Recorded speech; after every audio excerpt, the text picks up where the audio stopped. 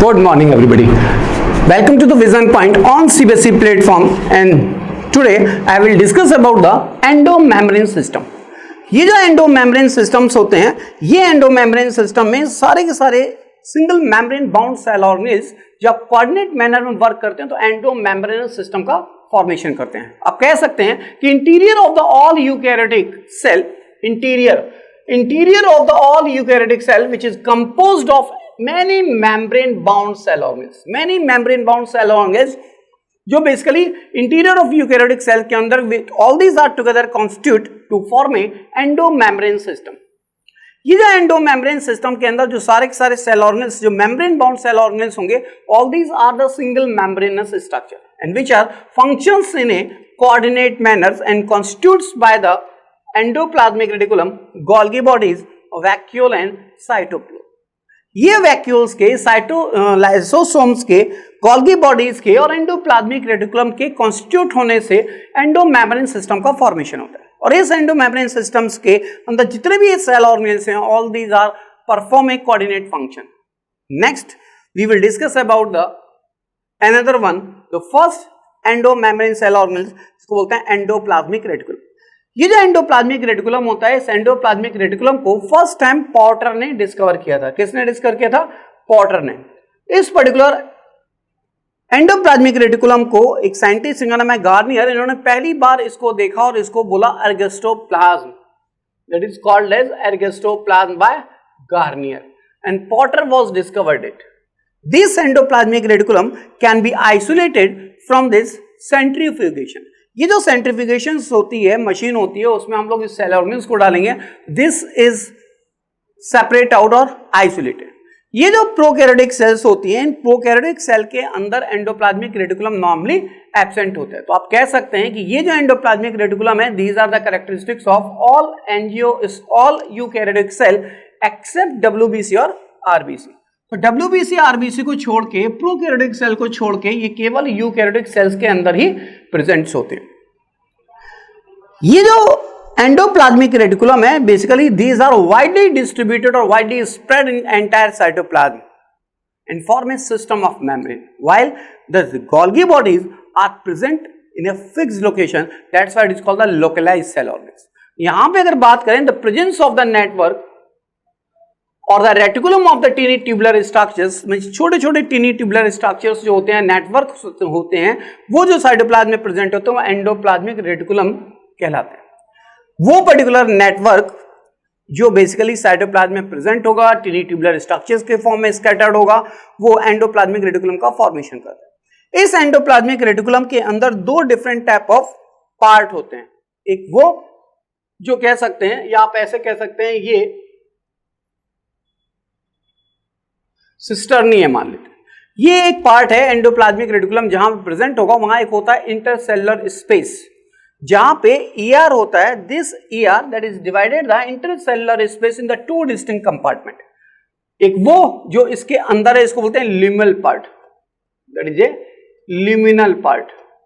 और एक जो इसके बाहर होता है, आउटसाइड द लिमिन या आउटसाइड दिस ईआर, जिसको बोलते हैं extra lumen, that is cytoplasm compartment. ये क्या है? Cytoplasm compartment. तो यहाँ पे दो डिफरेंट टाइप के कंपार्टमेंट देखने को मिलते हैं.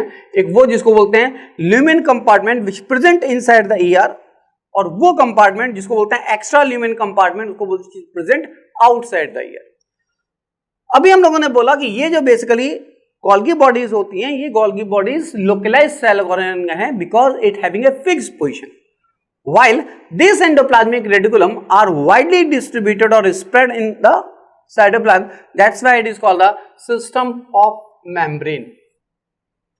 ये जो system of membrane है, ये endoplasmic reticulum जो है which provided the mechanical support to the cytoplasm. Mechanical support provide करता है cytoplasm को. That's why it is also called endoskeleton of cell. क्या बोलते हैं? Endoskeleton of cell बोलते हैं. When these endoplasmic reticulum provided the mechanical support to the cytoplasm, where it is called as endoskeleton of cell. ये जो endoplasmic reticulum है, morphologically these endoplasmic reticulum are made up of cisternae, tubules and vesicle. जैसा कि अभी आपने देखा कि ये जो सिस्टर्नीज होती हैं, सिस्टर्नी नॉर्मली अनब्रांच स्ट्रक्चर होते हैं. पैरेलली टू ईच अदर, एक दूसरे के पैरेलल होती हैं। अगर हम इनके बारे में बात करें तो ये ऐसे होती हैं, ये, and these are the interconnected structure. आपस में कई सारे इंटरकनेक्टेड, मतलब ये जो सिस्टर्नीज हैं, these are called the cisternae. ये जो सिस्टर्नी है ये इंटरकनेक्टेड होती हैं, और ये इंटरकनेक्टेड हैं, तो इन सिस्टर्नीज के साथ साथ कभी कभी क्या होते हैं, राइबोसोम्स एसोसिएट होते हैं। और ये जो राइबोसोम्स एसोसिएट होते हैं, ये राइबोसोम्स जो यहां पे एसोसिएट होंगे, अगर हम यहां बात करें, दिस ये यूकैरियोटिक राइबोसोम्स, तो ये है 40S और ये है 60S। दिस ये स्मॉलर सब unit, this is called the larger subunit. This is called the larger subunit. तो इस पर्टिकुलर मेम्ब्रेन के ऊपर जिसे हम लोग सिस्टर्नी बोल रहे हैं, इन सिस्टर्नी पे हमारे राइबोसोम्स प्रेजेंट होते हैं। अगर ये राइबोसोम्स है तो ये हमारा राइबोसोम्स ऐसे प्रेजेंट होगा। The larger subunit is always attached with, the larger subunit is always attached with cisternae with the help of ribofurans in this lamellar like structure। तो ये जो सिस्टर्नीज है ये लॉन्ग फ्लैटेड होती हैं, पैरेलली प्रेजेंट होती हैं, इंटरकनेक्टेड होती हैं, और इन पर्टिकुलर सेल्स के अंदर या ऊपर यहाँ पे larger subunit of ribosomes are attached with the help of ribophorins, जो बनाते हैं रफ एंडोप्लाज्मिक रेटिकुलम। या इंडायरेक्टली आप कह सकते हैं कि ये जो सिस्टर्नीज हैं जिनके ऊपर राइबोसोम्स अटैच होंगे, विच आर इनडायरेक्टली और directly help in the protein synthesis. बात करते हैं इस एंडोप्लाज्मिक रेटिकुलम के रेफरेंस में। ये आपका न्यूक्लियस, और इस न्यूक्लियस के आउटसाइड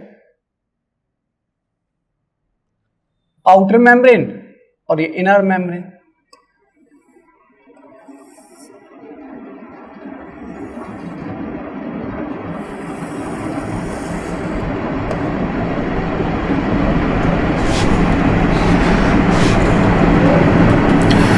इस आउटर मेम्ब्रेन से हमारा नॉर्मली क्या अटैच होता है, एंडोप्लाज्मिक रेटिकुलम अटैच होता है। और ये एंडोप्लाज्मिक रेटिकुलम में ये क्या है, सिस्टर्नी। ये सिस्टर्नी जो एक दूसरे के पैरेलली प्रेजेंट है, ये जो सिस्टर्नी एक दूसरे के यहां पे पैरेलली प्रेजेंट है,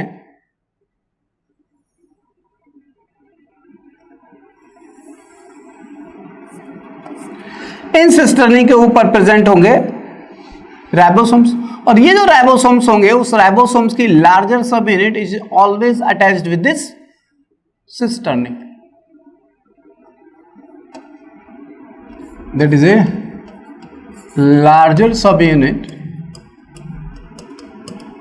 and this is A cisternae.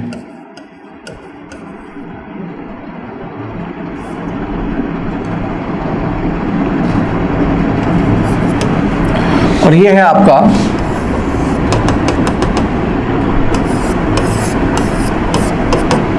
This is called the nucleus.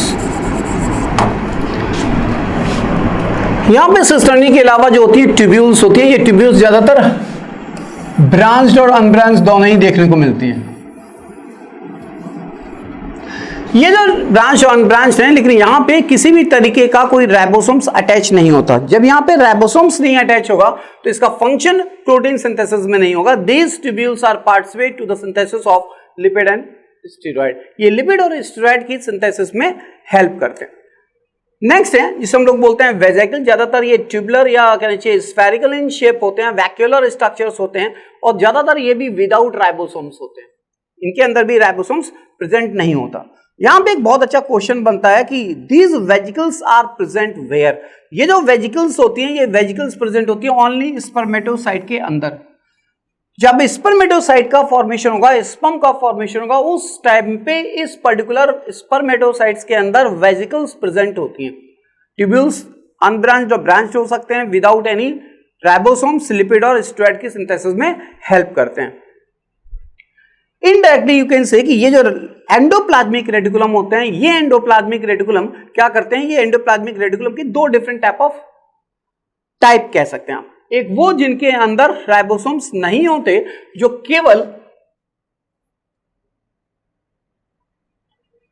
जो केवल सिस्टर्नीज के साथ आपस में इस तरीके से इंटरकनेक्टेड होते हैं, विदाउट राइबोसोम्स होते हैं। यहाँ पे मेनली ट्यूब्यूल्स प्रेजेंट होती हैं। तो ये इसमें स्मूथ एंडोप्लाज्मिक रेटिकुलम के अंदर राइबोसोम्स एब्सेंट होंगे, और यहाँ पे मेजर साइट ऑफ, मैंने यहाँ पे ब्लैंक छोड़ा है, ये किसकी सिंथेसिस करेंगे? अभी मैंने आपको बताया कि जो ट्यूब्यूल्स होते हैं विदाउट राइबोसोम्स वो क्या करते हैं? लिपिड और स्टेरॉइड की सिंथेसिस करते हैं। तो आप यह कह सकते हैं ये किसकी सिंथेसिस करेंगे? लिपिड की सिंथेसिस करेंगे। And this smooth endoplasmic reticulum are the less stable. ये कैसा होगा? ये लेस स्टेबल देखने को मिलेगा as comparatively rough endoplasmic reticulum.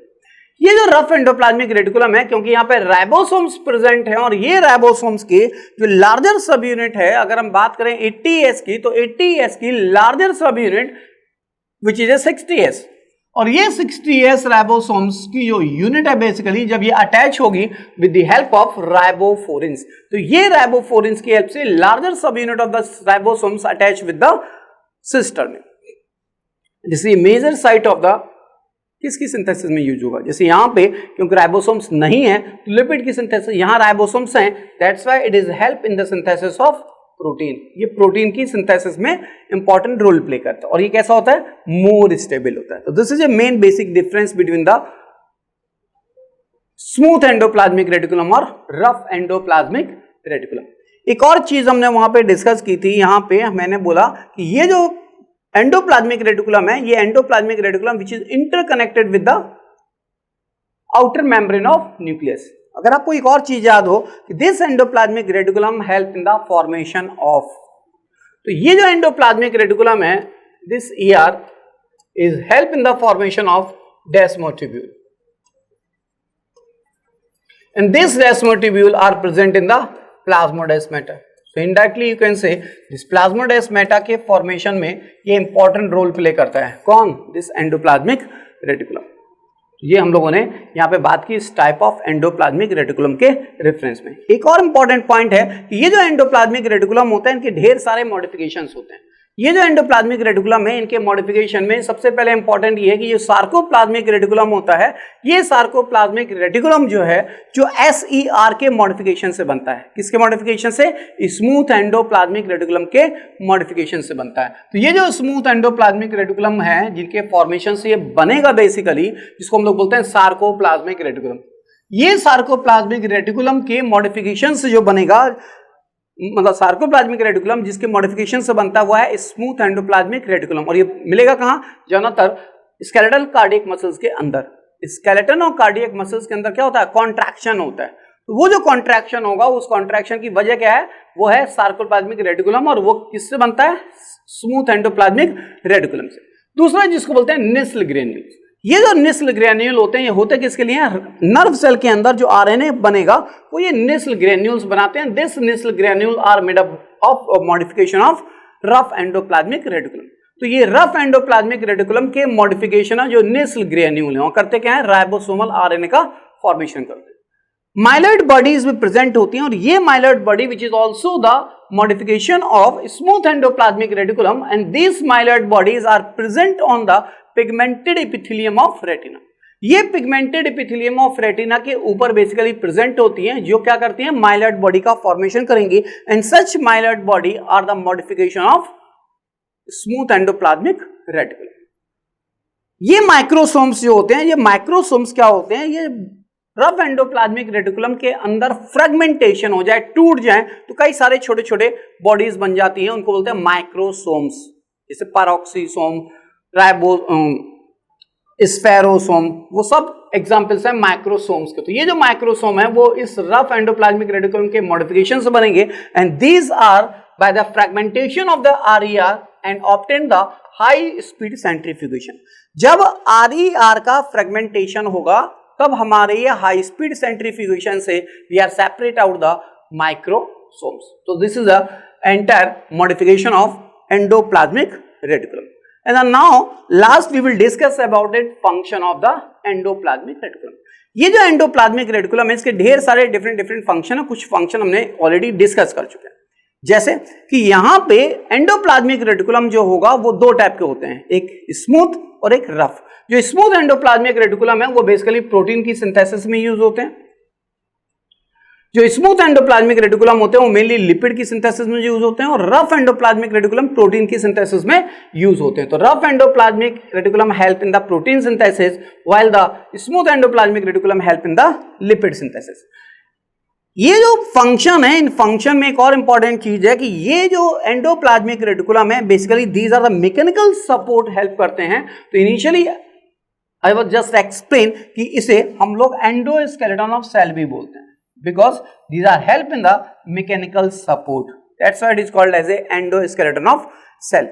ये जो एंडोस्केलेटन सेल्स होते हैं ये क्या करते हैं, मेंबर ऑफ एंडोस्केलेटन या member of the endoplasmic reticulum which provided the increase the surface area for metabolic activities within the cytoplasm। ये साइटोप्लाज्म के अंदर वाइडली स्प्रेड होते हैं, that's why it increase the surface area for metabolic activity. ये है function of ER का। लेकिन एक इंपॉर्टेंट चीज और है कि ये जो ईआर है एंडोप्लाज्मिक रेटिकुलम है, these are also form the these are also help to synthesize the different kind of enzyme for the triglyceride or cholesterol or phospholipid. So indirectly you can check this function, synthesis of the enzyme of the triglycerides, phospholipid and cholesterol. And the next one,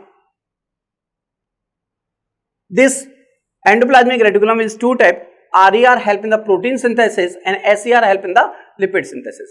These are also help in the formation of lysosome. ये lysosome के formation में भी help करता है, जिसको हम लोग suicidal bag भी बोलते हैं।